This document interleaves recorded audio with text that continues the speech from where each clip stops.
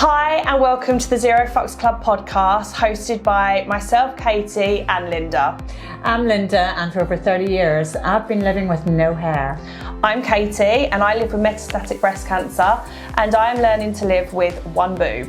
Between us, we've let go of other people's opinions and put our own selves first. Join us each week for a boost of confidence, empowerment and motivation to put on your crown and remember who the fuck you are. Hello. Hello. How are you? Yeah, I'm good. Happy St. Patrick's Day. I know. Do you do anything for St. Patrick's Day? No. Nothing. The only time I've ever celebrated St. Patrick's Day is when I lived in America. Oh, really? Yeah. The Americans really go for it. Do they? The Irish, not so much. Well, it's just like you said earlier when we were talking, it's just an excuse to drink, isn't it? So Yeah. But we've also got Mother's Day this weekend. Yes, we do. Yeah. So What are you going to be getting up to?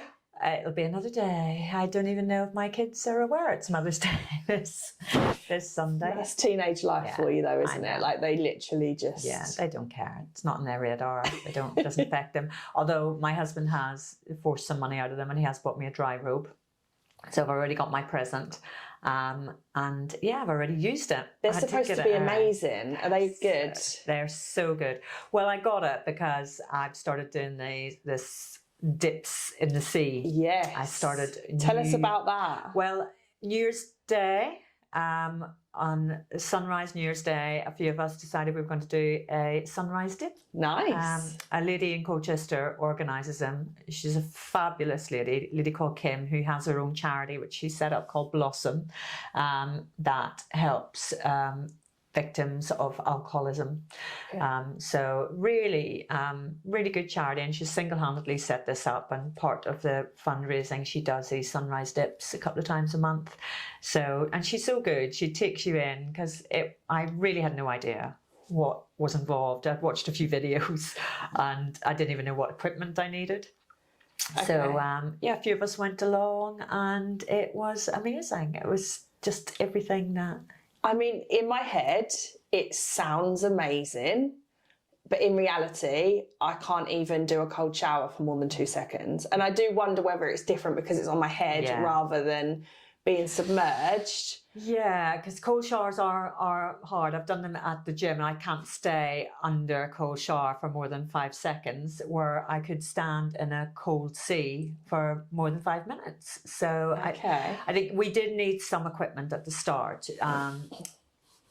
She provided us with these wet socks, these thermal socks, which really helped. But other than that, it was just a swimsuit and a woolly hat. Which you definitely needed a woolly hat. Yeah. I definitely did anyway. Some people had wetsuits on, but I basically went with no gear. She gave me the socks. I had a swimsuit, woolly hat, and I had my husband's bathrobe. Right. And that was it. Then there were these professionals with their wetsuits and dry robes, and I thought, oh, what's one of them? I want one of them. So we did it with her first of all. She's so good. She took us in, did the whole breathing. It was very mindful. We were looking at the surroundings and walking in, and it was so lovely, and it was really special because I went with some friends, but there was other people there who we became almost like we had this special bond because we all went into the sea. Something very bonding about it.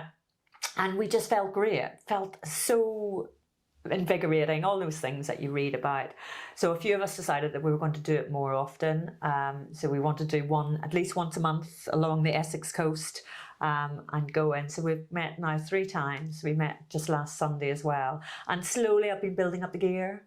I got my own pair of thermal socks, and then I got some gloves, and then I got a wetsuit. And now you're dry robe. Now I've got the dry robe.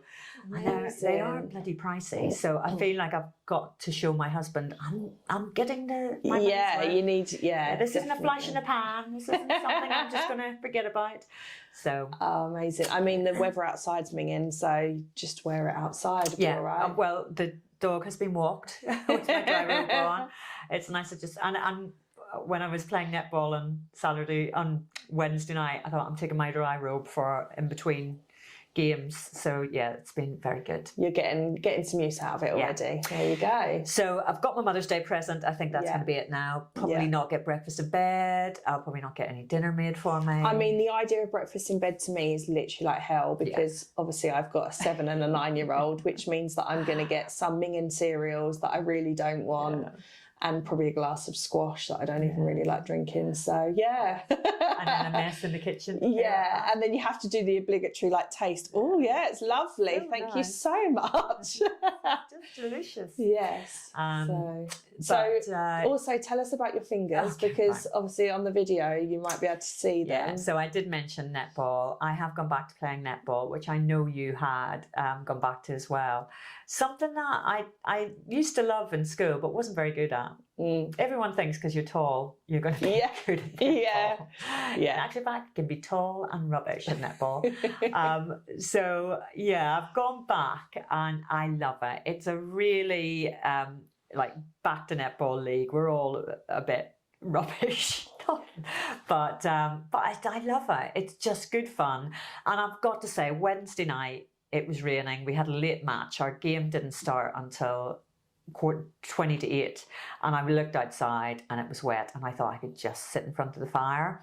But because my team needed me, it made me go. It's funny, isn't it? We talk about this in my Slimmore group all the time, about how to build body magic and how to get activity into your life. And I've always said there's got to be something that you find fun, that you enjoy doing. And it's always good to do it with a buddy or somebody who relies on you, because it's so easy to talk yourself out of it. Yeah. And when I have to go for a run on my own, I will talk myself out of it. But if I'm meeting a friend, I won't let her down. I completely agree with that. I obviously, because I can't drive, the whole gym thing's become a bloody nightmare, quite frankly.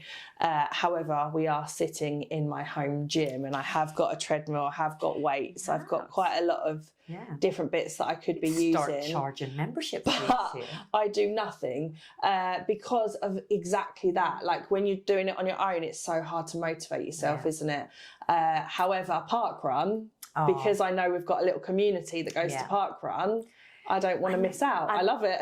A parkrun's built into my life now. It's just part of my Saturday morning routine. In fact, I couldn't do it last Saturday because I was covering a group for a colleague, and I really miss it. Yeah. And don't get me wrong, there are some Saturdays I think, oh, I can't be asked. But before I know it, my body's out of bed and I'm putting on my run kit and I'm halfway there. And that's the key. Once you're out and halfway there, you're doing it anyway, and how you feel afterwards. Oh, it's I love playing that game, and I love when we play netball, and the feeling you get after doing any kind of activity is fantastic. But God, when you're trying to get out there to do it, your brain just doesn't want you to do it, does it? And tell them what happened on Wednesday then. Well, not Wednesday just past. It was a Wednesday before. Okay. Well, I'm wearing splints because I obviously you could go this week. I could go this week, but yeah, you can still play. Still look at you! You can still play with a broken finger. I'd have been like, no, I can't. I've broken my finger.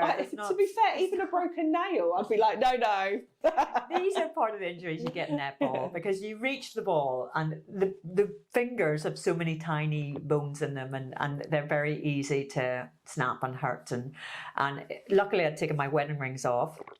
Otherwise I'd still be struggling to get, they've probably been cut off at this moment, but it's still swollen and it's still not healing, and I just needed to, this is a homemade splint. Bless you. And I ran out of proper surgical tape and had to use just like duct tape. But it does the job. It does the job. It keeps them together, because I'm still having to do things. And it's bright orange as well, so not to draw attention to myself or anything, so people don't ask me what's happened to your hand. Nothing like that at all. It was the only tape I had in the house. Brilliant. So so a couple of Wednesdays ago, I got player of the match. Can you believe it? Look I at know. you go. Because I am still a bit crap. I really am. Well, you're obviously not, because you got player of the match. I know, and I was so chuffed when they say, because the other team obviously pick a player of the match for each team, and I've never got it before. I don't think I've ever been player of any match before, and they picked me, and I said, "Oh, are you sure?" Oh my God, I was so excited. I was all over Facebook, all over Instagram. I'm player of the match. My friend Gemma gets it every week, and she's like, yeah, right, thanks. And I'm like, God. And she went, maybe I should get more excited about it. And I went, you should. It's such an accolade to get But better. that's your inner child, isn't it? I know when I went back to netball, I went back for 1 week and then had my seizure. So it then obviously put pay to it for a while. But I did then go back. I think I've only been a few times, but my team, if you like, was made up by a church group and of ladies, and they are just bloody lovely, and they're just it's quite slow paced. I imagine like your group is very much faster paced Not than really. ours. No, oh okay. Which suits me, to be honest, because I can't run very fast. But yeah, that first time of going back was literally like I felt when I was in high school, and I just felt so good. That inner child in me was like, this is brilliant. It is. And I think exactly what you said, like you've got to make it fun. And for me, it is so fun. And like as well, you're doing it with a team, so you don't want to let them down. And you don't want to let them down, because there's 10 of us on the team, but we can't all play every week. And this week it was really light in the ground, and I thought, if I don't turn up, they won't have a full team. They won't be able to play. And it's having that, knowing that other people rely on you. And once I'm there, I love it. I really do. I enjoy it so much. So I think with any kind of activity, doing it with a buddy definitely makes a difference, and doing something you actually enjoy. As well. 100%. I find that if I do classes now, I try and do the ones that really make me feel good, you know, rather than the ones like spin and things like that. I used to, I know you quite like spin, don't you? I do. I can't think of anything worse. I know. I don't mind it, but my son has started coming to spin with me. So it's like mummy and son time. I know, he's 16 and he doesn't want to do a lot with his old mum. He really doesn't. You know, he doesn't want to spend time with me at all. And his dad takes him football on a Saturday and Sunday. He has all that time with him. And he does go to my gym, but we never go at the same time. So I'd said to him, do you fancy doing a spin class? And he'd never done it before. And he's always riding his bike. And I said, oh, you'll love it. It's just like riding your bike, only you're not going anywhere. I'm pretty and it's like hell on earth, but yeah. and he sat next to me, and it just felt really good. And I said, would you do it again? He said, yeah, I'll do it again.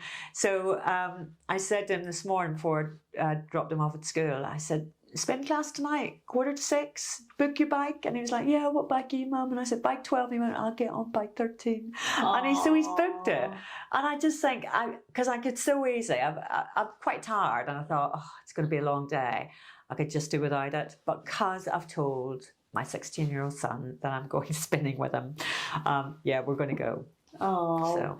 But then, like, that becomes more than just exercise as well, doesn't it? Which is lovely, like quality time. Yeah. So, yeah. And we do. And I know you've done this class with me at my gym, the dance class. And I just love it. It's so much fun. It's the only time I would get up at 7:30 on a Sunday morning. Yes.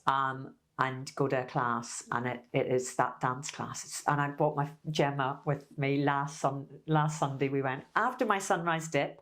I was in the sea at 6:20. I know, who is this woman? In the sea, 6:20 at Dover Court, walking in the sea, dipping, straight into the car, straight to the gym, doing a dance class, and then a sauna, spa. And a nice breakfast, and then home. And that's your treat afterwards. Yeah, it was. It was, and I love it because it's just so much fun. Yeah, and the hour just goes so quickly because you're just loving it. Whereas those exercise classes you've talked about, like body pump and HIIT, and I'm just clock watching. How many more minutes? How many more minutes? I used to love body pump if I was in a gym, but obviously I have like the Les Mills classes, but at home. And trying to it's not the same when you're at home doing it by yourself. But I love combat. I love to do that by myself, kicking and punching, get some anger out. Don't mind that. Yeah. And some of the dancey ones, they're fine. If I can turn my music up really loud, then I'm all right. But again, it's just getting that motivation to get in here by myself, especially when it's raining and miserable. So, I've tried, and my husband thought, I'm going to make a home gym for me and Max at home, and it's just sat in our garage and it's not doing anything. He's bought all the kit. It's all sat there, getting dusty. Yeah. I mean, I think most of us did that in lockdown, didn't we? We were like, let's get all this stuff. Yeah. So, yeah. But, Mother's Day for me, I've got the in-laws over. So, that'll be Just quite a nice. nice day. Cook some dinner and that'll be that. But you have been very busy the last 2 weeks. I mean, so this is the thing, is that I've tried to cram my life with as much like living as possible, because obviously I am scan to scan every 3 months. But then, the other side of that is I'm knackered most of the time, but hey ho, it's all good. So yeah, I went to London on Saturday, went to an event called Cancer in Common, which was lovely. But me and my friend literally sat there like, I'm knackered.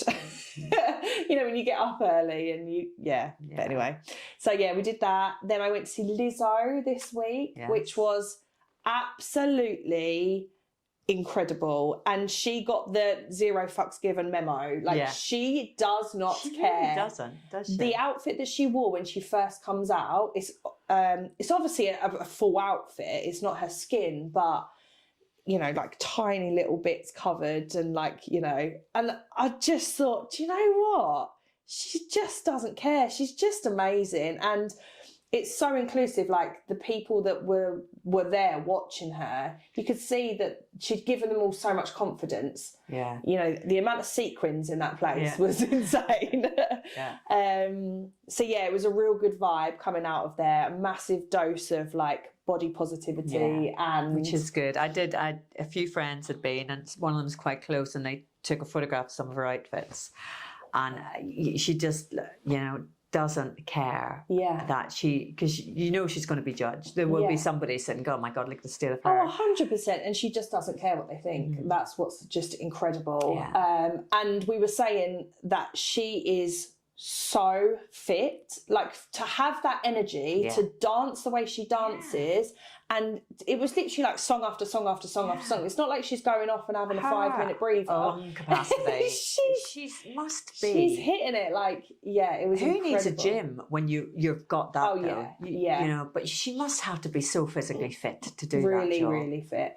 And I just think, me and my friend that went, we were looking at each other thinking we're knackered running up the stairs. So she was incredible, absolutely incredible, and really gave me that boost, I guess. Yeah. I knew that I'd come away feeling good, but I came away and was just buzzing. Yeah. But as you said, the payback for you when you do cram a lot of stuff in is you've got to be so careful how you manage your time, because one day out in London could take 2 days recovery. If not more, I definitely. So from Saturday, when I went to London on Saturday, it took me until probably Wednesday to recover, and then I was back in London again.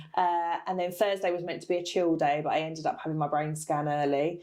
So, it wasn't quite as chill, but definitely. And how's that feeling? Because you've obviously had the scan, now got to wait for the results. So for those that don't know how it works, is that once you're kind of incurable, stage 4, metastatic, whatever you want to call it, you then have scans every 3 months to kind of see how your disease is, whether it's progressing, stable, or what's going on. And so I was due my 3-monthly scan at the beginning of April, and that would also tell us how well my last treatment has worked. Right. Hopefully really, really, really well. Yeah. But I started to have shooting pains across my head, and obviously my brain went straight to that place of like, well, the cancer's back and you're going to die.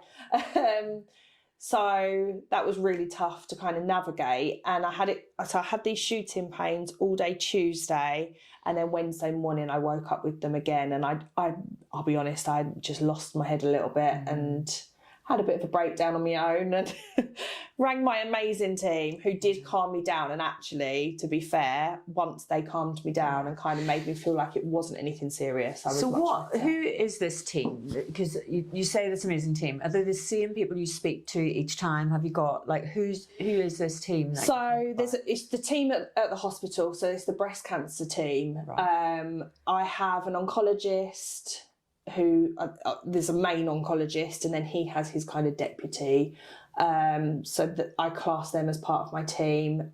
one of my really good friends actually works with my oncologist, so she's bloody amazing, and I feel so grateful for her. Yeah. So lucky that I've got her in my corner as well, helping me, because you know the NHS is stretched at the minute, if no one knew.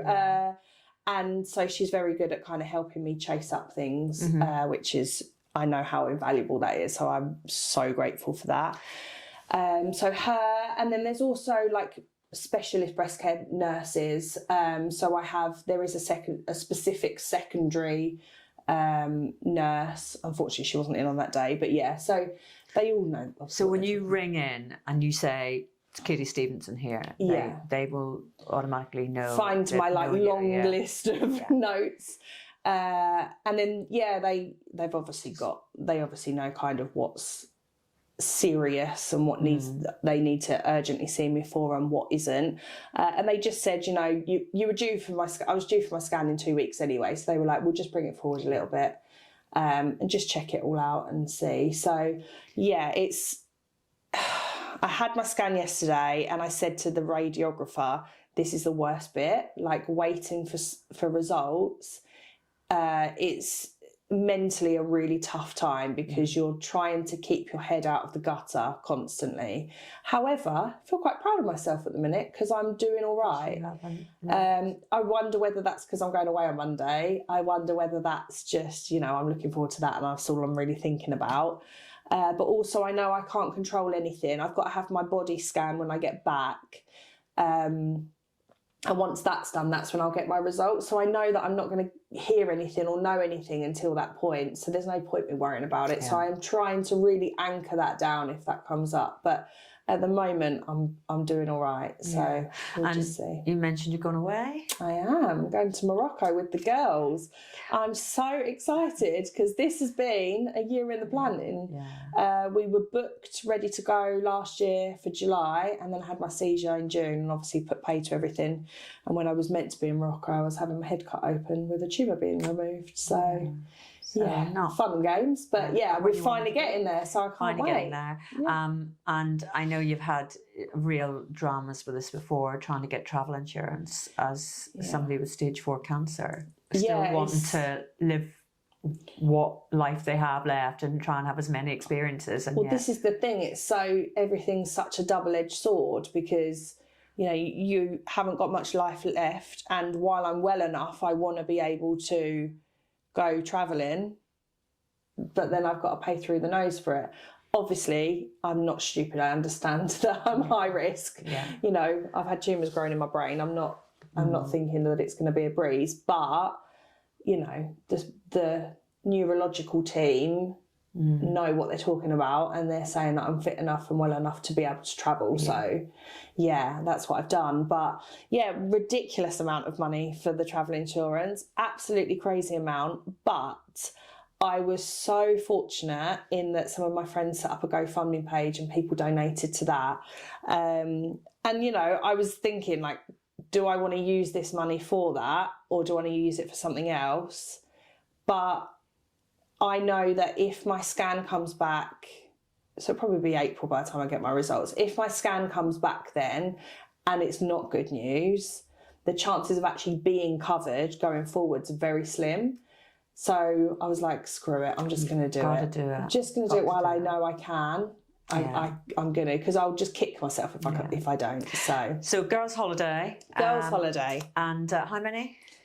3 of us. 3 of you. Yeah. So is it going to be all night drinking, dancing on tables? Absolutely not. No. My kind of a girl's holiday. I'm going to be annoyed if I'm not in bed by 6. No. That's my holiday. It's my kind of holiday. I cannot wait to just relax without having to use my headspace for thinking about, oh, we've got to do this at this time, we've got to do that at that time, and I've got to get this ready and sort that out. It's just going to be lovely to sit on the sun lounge. And 5 days, obviously you're going to miss the kids and Dan. Yeah, I think 5 days is kind of just about enough, isn't it, to go on a girls' holiday. But yeah, the kids are struggling a little bit at the minute, so I know that it's probably going to be quite tough for them for me not being around. But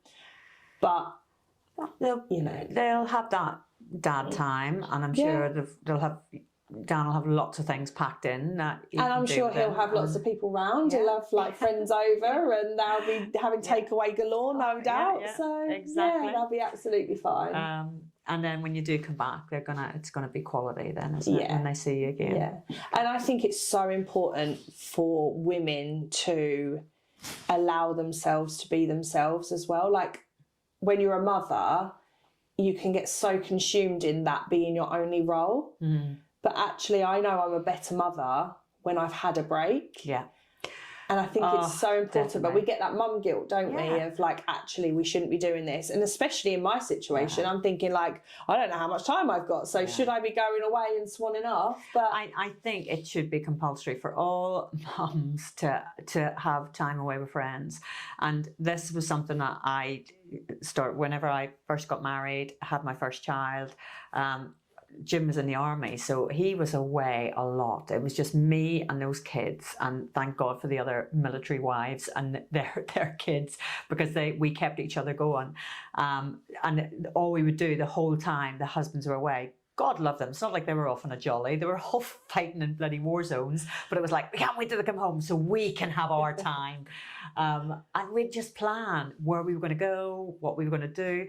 And there was me and a few friends that we went off to Amsterdam together, just handed the babies over. It's time for you to have the baby. We're off. you enjoy your quality time. You need the bond. She hasn't seen you for 6 months. Apparently, this is your dad, okay? You might have seen him on screen a few times, but this is him, so get on with that. I'm off. And it was just those 2 or 3 days just to be with friends. And I've been so lucky because Jim has never had an issue with it. I've had so many girls, holidays, weekends, time away, and not that I'm so lucky. We should have it. We deserve it.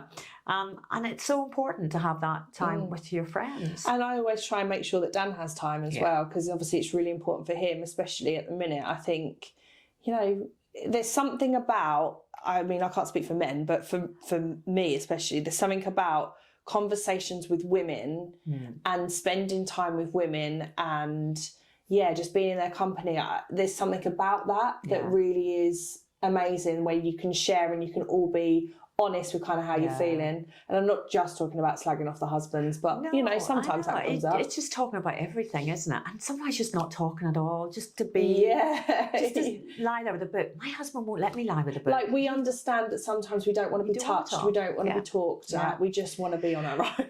I always wonder if men do the same sort of bonding. I just don't imagine men talk as much. I don't know. I think they probably go and just sit on their own. I don't think they bond. I seen it was a comedy sketch some guy did, and he said, him and his wife, apparently one of their friends had split up, and he was off playing golf with one friend, and she came back and said, so how is everything? And he went, well, what do you mean? He says, well, him and his wife breaking up. Well, we didn't talk about it. Yeah. But you were playing golf. How long were you with him? Well, the whole day. And what? Never came up in conversation. The fact that him and his wife have split up. No, he just didn't mention it. And did you not ask him about it? Funny. No, should have done. They just don't. Maybe I'm wrong. Maybe there's men out there listening thinking that's so untrue. Yeah, we bond with our guys. so much about all of our innermost feelings and thoughts. But no, that's it. So nice girls' holiday to look forward to. Yeah. So you mentioned Jim. Tell me, how did you meet Jim? Well, army wife. Never thought I would be an army wife ever. Because when I met him, I was living in Northern Ireland. I was a policewoman, had my own career. I was going places. We sort of met on a dance floor. And busting your moves. Yeah. Well, he walked in, and it's funny because my friend looked up and went, "Oh, they look nice," and I went, "Oh, they're Scotties." Just total disregard for them, because soldiers had a bit of a bad rep. Yeah. They still do, I think. They still do. Girl in every port. Obviously, we live in an army town, don't they? And there are some really nice ones there. It's just a few rotten apples that have, like in anything, a few rotten apples just make it hard for them all. But I was very much the opinion, do not want to get involved with a soldier. So I was on the dance floor. I'd just come back from America, and I just got a brand new wig, and this wig was amazing because when I first lost my hair, I was 22, and the wigs available to a 22-year-old in the 90s, early 90s, were just shocking. There was nothing there. I mean, they're not great now, so I can't, as in like the NHS The ones. NHS, they did direct me first of all, Yeah. oh, you can get an NHS wig. And I went, you've got to be kidding me. I am not wearing that on my head. So I went my own route to try and source something that would look half decent. And it was mail order because we didn't have internet shopping. There was no Shein. If I had Shein back then, my life would be totally different. But I remember ordering it from the back of a magazine, and I had no idea what I was getting. I didn't know it was going to fit me. I didn't know that there were different size heads. I thought everyone had the same size head. It's a head. Yeah. But I have a very petite head, and I didn't realise this until the wig arrived, and it was like so big for me. But I thought, I've got to wear it. It's all I've got. So yeah, I used to spin around my head and nightclubs. I used to get my earrings tangled in it. And it was so obvious it was a wig. It was just ridiculous. And I had no confidence. And I got it pulled off in a nightclub floor once. And so I went to stage with, do you know what, I'm not wearing wigs. So I went down the whole headscarf, cancer victim look. Yeah, which carried its own. I took a year out from the police. I just broke up with a boyfriend. I went to America and I got these amazing wigs over in America. They know how to make wigs. And it was secure in my head. It didn't come off. It was human hair. It looked natural. Oh my God, I felt like I could actually start living my life. So I came back. I got back in the January, and in the March, like 2 months later, I was on this this club dance floor and having a great old time, and I felt really confident, and I did, because I hadn't felt confident for a long time with my alopecia. And Jim said it was the first thing that attracted him, how confident I was. Isn't it funny? Yeah, and he was attracted to my hair as well. He said, I really like your hair. God love him. Know. Had no idea what was coming. So yeah, he came up, asked me to dance. I went, he's a squally, but yeah, I'll dance with him.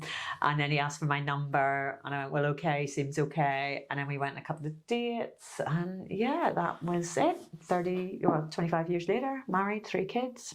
Yeah. Yeah. So how did it go? Because obviously, yeah, you were wearing a wig, and I know, well, we all know that you haven't been really confident. Don't tell him, will you? Because he doesn't know yet. I haven't told him. But you weren't confident, so you didn't tell him for a while, did you? No, I didn't. So how did that all kind of... I didn't think it was going to go anywhere, so I thought, I'm never going to have to tell him. So, I'll just let him think. And it was, as we got to like each other more, and I knew that there was definitely something more there, and we were getting a little bit more touchy-feely, and I thought, every time he went to run his fingers through my hair, I'd bring them onto my boobs and my bum, anywhere but my hair, don't touch my head. And he must have thought, what's going on here? Every time I go to touch her head, she directs me to her boobs. So I thought, I'm going to have to tell him. And I just didn't know. I thought, it's going to go one or two ways. He's going to go away into the sunset, never to be seen again. Or even worse, he's going to try and let me down gently. Like, I'll tell him and he'll go, oh, sorry, I'm busy that night. No, I can't see you. And yeah. So it doesn't bother me, but I knew deep down it probably would. Or, maybe he'd accept me. But like we talked, your brain will automatically go to the worst case. He's gonna. And also, you had no confidence in you. So why would, if you had no confidence in what you felt like bald, why would you feel that he would have confidence? Yeah, feel. Katie, honestly, when I first lost my hair, I couldn't even look at myself in the mirror. I just looked hideous. I looked like a bald. I looked like a man. I looked like a bald man. That's what I had. Nothing feminine, because I had no eyebrows, no eyelashes, no distinguishing features. I joke now, I look like my brother when I've no wig on. I said to the guys, I've got all these different wigs, and I've got 4 sisters and a brother. And every time I wear a different wig, I have a short pink one that makes me look like my younger sister Leslie, and I go, I look like Leslie in this wig. And then this one, and I look like my sister Susan. I said, I look like Susan in this wig. And then there was one of me doing parkrun with no hair, and I went, no, I look like Colin. who's my brother, who's lovely. Yeah, but you just don't want to look like him. So bless him, he is lovely. I'm very handsome, can I just say? I didn't want to look like a handsome bald man, okay?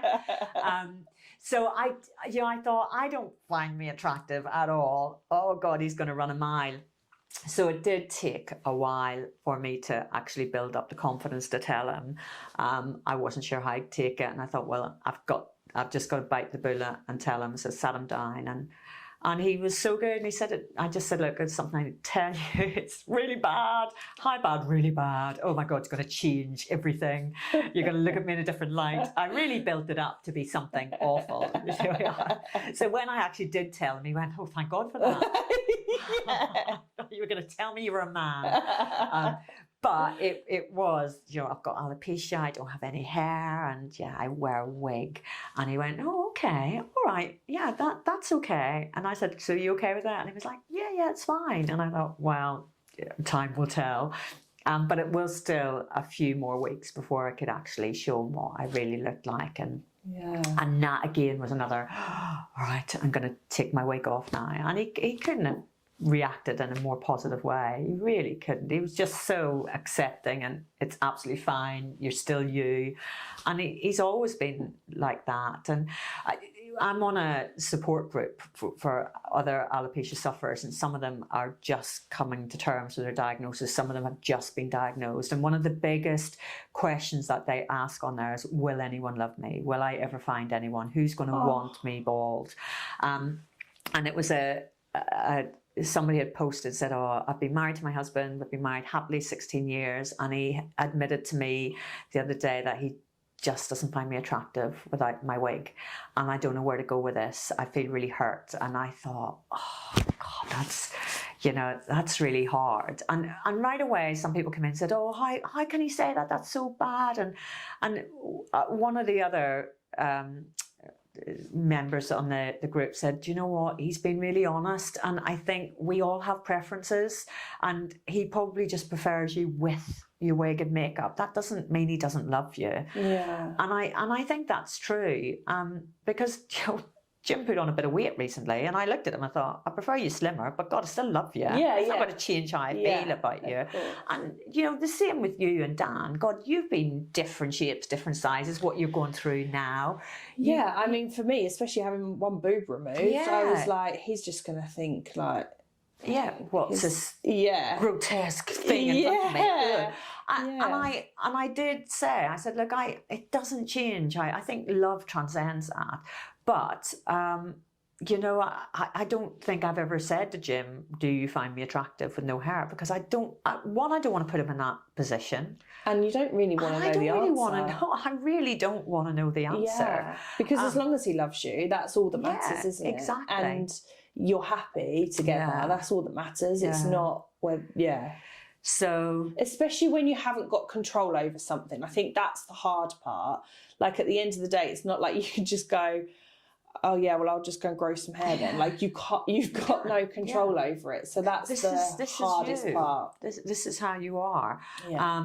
And you've got to, we get married for better for worse, sickness, health, and size 18 to size 10 and back again, whatever we are, you stick with it. And love does transcend that. I don't think you care, because the core person is still the same. So he was so lovely, so accepting, and just didn't care, and has been supportive ever since. And we went on honeymoon. When we got married, we went on honeymoon, and the first thing he did when we got to Sri Lanka was get the local taxi driver to take him to a barber's, and he completely shaved his head. And just took all his hair off, and he came back, and because he said, if you're going to be bald, I'll be bald too. Oh, so I think people thought we were a couple of monks. Are you monks? That's so lovely. But that reminds me of my Brave the Shave. Do you remember that? Yeah, I had like 10 other, well, there was 10 of us all together, but 9 other people who did it all Brave the Shave with me. It is. Isn't it lovely when someone does something like that as well, though? That means more. It was done. And people say, well, his is going to grow back. It's no big deal. But it's the fact that he did it so that I would feel comfortable because he just wanted me to feel okay on honeymoon, to go on that beach and not care. And he was like, I've got you, and I don't care who looks at you, they can look at me too. And that was just lovely. Yeah. So did you go bald on that holiday? Yeah. Did you? To be honest, I felt easier going bald in a foreign country when nobody else knew me than I would with people who knew me. I could, and I did a lot because it's hard wearing a wig abroad. Initially, when I first started wearing this fabulous wig that I got from America, I thought, this is it. I'm going to just wear this, and it's not coming off my head ever. And when we got married, our first posting was Cyprus, which was lovely, you know. Oh, sunshine, hot. but so hot. And I wore a wig every day. I don't know how you did it. I was bald for what, 3, 6, 9 weeks maximum, I think. Yeah. As in, obviously, then it started to grow back and it was really short, and I still kind of wore wigs and coverings at that point because it never grew back evenly. Yeah. So I obviously have the tiniest snippet of that, but mine all was during lockdown when we had that massive heat wave and everyone was outside having lovely barbecues. So I ended up just thinking, I can't do it. Yeah. Because I was having hot flushes, plus then trying to wear a wig, plus a mask. Oh God. It was awful. And I actually got the wig cut short before I left Northern Ireland, before we stepped out. We went to Cyprus because I thought it's going to be hot over there, so I want less hair around me. So it was quite a short style. But the wig itself, the cap was a silicone cap. Oh, God. So it was like wearing a swim cap on your head. In the heat. Because that's how the suction worked. It like suctioned onto your head so it wouldn't come off. It would withstand roller coasters. I could dive into the pool. This was not moving. And that's what I wanted. I wanted that security of knowing that wig wasn't shifting. But the downside was, wearing a balaclava on your head 12 hours a day. Yeah. And it meant when I got back to our quarter, it would just come off and it would just feel like pure bliss taking that off. But it was always near the door, because if somebody knocked the door, if somebody walked past the window, if I was doing the dishes and I was standing at the window and it was quite bright evening, I'd have to have it on then or nearby, because God forbid anyone would see me without it. Yeah. And I was sort of kidding myself, because some people probably did catch me without it. Did you get, because I mean, obviously from people that I've spoken to about alopecia, do you get a lot of people thinking it's cancer? Oh, yeah. It's like people don't realise that you can lose your hair in any other way. Yeah, they automatically think chemotherapy. You must be having treatment. Yeah. And it's one of a big thing in the alopecia community that we want to raise awareness that there are other conditions that actually cause you to lose your hair. Yeah, and I mean, it's the flip side for us as well, because people look at us when we've got hair. Well, you can't be that ill because you've got hair. Yeah, and it's like, I look well. Yeah. But the inside is not telling me the same thing. I know. And when I did go on holiday, because after that initial year hell in Cyprus, and being pregnant as well, because I got pregnant over there and it was just so much. So when we did go on holiday, when we went away anywhere, I made the decision, these are strangers, so I'm taking my hair off because I want to actually enjoy the holiday. Yeah. So I went to bandanas, which were a lot lighter on my head, plus the sun and the sea and the salt ruin the hair. They absolutely destroy the wig. And these wigs were $4 or $5 grand. Just crazy, isn't it? It's like, I just couldn't do it to them. I was going through them so quickly and I couldn't afford the upkeep. So I thought, I've got to look after them. So when I went into hot climates, then I started wearing a bandana. But then you would get oh, are you okay? Yeah. How are you? Yeah. Oh, so sad. And people just made that assumption. And even if you're on chemo and you've lost your hair, no one wants that. Oh, how are you? Like, no one needs that. Yeah, that's true. And back before I found my wig, whenever I was, trying all these horrible mail order wigs that were too big, in the end I went, I'm not wearing them anymore. They're horrible. So I did wear bandanas for a while. And I remember I was still young, still going to nightclubs, still wanting to party, still drinking. And I remember standing in a queue of a toilet. There's always a queue in a women's toilet, isn't it? So all the best stories and things are happening in the women's toilets in a disco. And you'd just be standing there chatting to people from school, people you haven't seen. And I remember waiting for the toilet to come free, and this girl came up to me and went, oh, how are you? And I was like, yeah, I'm fine, yeah, great, having a great night. And she turned to her friend and went, oh, this is Linda, she's got cancer. And I went, oh my God. And she just said it to her, and her friend went, oh, really? Oh, that's so sad. And I went, oh, I didn't want to say, Lord. Actually, I don't. Yeah. Because I couldn't believe that she just announced it. Yeah. Thank God a toilet cubicle came free, and I just dived into it. I thought, oh my God, what do? Do I go out and find her and say, do you know what? You've just assumed that I have cancer, or do I just ignore it? Yeah. So I just ignored it because I didn't want to. I was pissed as well. I didn't want to have to deal with that on a night out. Oh, so God. it's almost like this girl. Everyone was obviously talking about it, and they'd all assumed she's got cancer. Oh, I'll introduce you to my friend and to the cancer victim. Yeah. You know, look, check me out. I know somebody with cancer. Yeah, Come on, I'll introduce you. Yeah.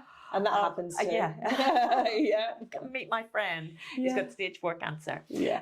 So I just didn't know how to deal with it, so I just avoided it. So a lot of people back then assumed I had cancer. Yeah. And it was, because obviously I was in the police. And I guess at the you still time. get it now though. Oh. Because it's not Yeah. a well-known thing, No. is it necessarily? It's getting better. Much and in more. fact, Gail Porter, I guess, was kind of Yeah. like the biggest. she was. Duncan Goodhue was the original, Oh, okay. the swimmer. Yeah. He was the original, I think. And is it Matt Lucas? Matt Lucas. He's got it as well, hasn't he? Yeah, quite a few famous people. Yeah. But Gail Porter was the female sort of lead in it. And more people are acknowledging it now and know it. In fact, more people in the last year since I've started going without hair, when people have spoke to me, they've said, have you got alopecia? Oh, So amazing. it's definitely getting out there, Yeah, and that's more great. people are aware of it. And I've had more people say to me, oh, have you got alopecia? Then, oh, have you got cancer? I suppose that also, if you did expect someone that might be cancer, it's probably an easier way of getting that conversation started rather than going straight in with, have you got cancer? It's Yeah. probably an easier way, like a lighter. Yeah. I did have guess one way. girl at the gym just recently in a spin class, funny enough, say to me, because I walked in and I don't wear any wig at all now at the gym. I don't wear a hat, anything. I Do you love not? it. Oh, Like, I just completely stride bald? around that gym. See, totally this bald. is so different, isn't it? know. Like, Oh, from the from- woman who was hiding from behind literally her. months ago. I know. It's Oh, incredible. I actually find it really empowering now to walk through the gym, and I look at people in the eye and like, yeah, Yeah. this is me. Yeah. And they're all so used to it now because quite a lot of them know me. A lot of the instructors know me in their classes, and they're all always speak to me, talk to me. And I went to the spin class and I went in, this girl said, oh, hello. And she started chatting to me. She says, I was like you this time last year. In fact, exactly like you. And I thought, I bet you won't. I bet she's thinking. Yeah. And she said, yeah, I had breast cancer. And I said, oh, I don't have cancer. And she went, oh, do you not? And I said, no. And she went, oh, what is it? And I said, it's alopecia. And she went, I've never heard of that. Oh, really? So she didn't. But and obviously she mentioned it because she had gone through it herself. Yeah. And she felt that we had that bond. But we still chatted, and it turns out she's from Ukraine. Is she from Ukraine? No, she's from Bosnia. Sorry, Okay. got my war zone story mixed up there. She's from Bosnia, and we had this lovely conversation after the class. We came out and started chatting, and her husband was in the police in Northern Ireland. Her Oh, ex-husband, they met in Bosnia. She was a policewoman in Bosnia working with this guy. What a small world. Oh, wow. Because she said, where are you from? And I said, Northern Ireland. She went, oh, my ex-husband's from Northern Ireland. She says he was a policeman over there. And I was like, what do you know? Yeah. So was I. And that's what this is. That's why I've got no hair. So yeah, it's, you know what, it's opened up conversations. Yeah. Which is lovely. That's just and what that's you the want. thing, like you're raising so much awareness, which is amazing. It's incredible. Yeah. So yeah. God, I feel like we've talked out, I Katie. know. I think we I haven't are. had a drink yet. I'm so glad though, because that was an important conversation to have. I think raising awareness of alopecia and doing a lot for that community. Yeah. Hopefully you'll be helping them. So yeah. Actually, I have just got one thing to add. Because the way that you have been with your hair, and we've obviously both of us have done quite a lot of work on like ourselves and how we're feeling about ourselves. This holiday is the first time that I'm wearing normal swimwear with my prosthesis, and you'll probably be able to see my prosthesis. Yeah. And so I'm going to see how I feel about that, because I think, do you know what? People walk around with prosthetic legs all the time. Yeah. Is it really going to matter if people know that one of my boobs is fake? So yeah, I will let you know how it goes. Let we'll us know. see. And whether I've got the balls to do it. I think Yeah. I have. I've got that zero fucks mentality. Yeah. And I think it's the first time you do it is hard. That first ball photograph I put on Instagram was scary. On Facebook, it was like, I'm coming out. But then it gets easier. And now, well, it's like you don't have to hide anymore. Yeah. You don't have to hide that part of you anymore. And I think that's exactly kind of how I feel. Yeah. I'm quite open with showing it anyway. Kind of, I've shown it on Instagram, so loads of people have seen it. But yeah, I think on holiday, I don't know what it is for me, but on holiday, I always want to slim down before I go. I always want to look good in my swimming costumes and all that crap. That never actually happens because I go into holiday mode and then binge. So yeah, and we always want to like buy new clothes on holiday and stuff like that, don't we? So yeah, I wonder how I'll fare with it, but that's my aim. That's my kind of little goal for myself this time, is to just not give any crap about whether someone realises I've only got one boob or not. When you go on holiday, it's strangers who you're never going to see again. Yeah. Who really gives a fuck? Yeah, no, absolutely. Although I am going with two gorgeous friends. So, when you think, oh God, they look so stunning. But this is my journey. This is me. Exactly. And I'm good enough however I am. You absolutely are. Cheers to that, Katie. Cheers. Cheers. And we'll see you all again soon. Sláinte for St. Patrick's Day. Yes. Enjoy.